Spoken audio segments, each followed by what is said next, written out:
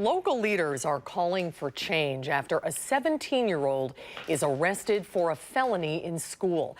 News 3's Jessica Arp is here to tell us what happened and why some are calling for police officers to come out of Madison schools altogether, Jess. Well, yeah, by many accounts, this young student, who News 3 is not naming because the student has not been formally charged with the crime, had not had any other issues before her arrest, and some say it is an example of a bigger problem in the Madison district.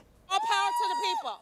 On the steps of the Dane County Courthouse, the Focused Interruption Coalition called for tentative charges to be dropped against a 17-year-old arrested at East High School March 16th. We have a student here who's never had any troubles, who's been a stellar student in our school system. One incident that should not have ended in arrest, have her facing charges. Police say she was arrested after a fight in the East High cafeteria by the school's Educational Resource Officer, or ERO. The young woman was tentatively charged with felony child abuse. A schoolyard fight.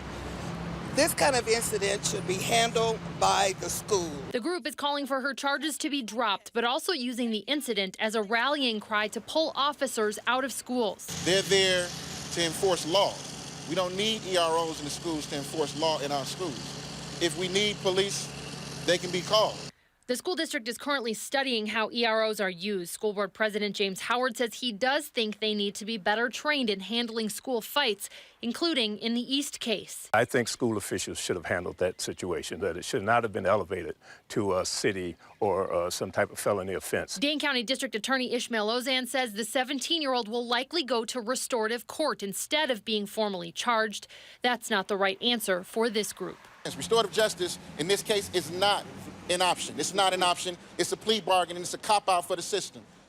DA Ozan told me today that his office, quote, has to deal with this behavior and that he thought this restorative court was a, quote, good way to resolve without facing criminal charges or entry to the justice system. A Madison police spokesman said there was video of this altercation that showed two girls throwing punches who were joined by a number of other students involved in the fight. MPD is involved in these two committees that are discussing the role of EROs along with community members. A lot of discussion still to come, I'm sure. We'll continue to follow it. Thanks a lot, Jess. Welcome.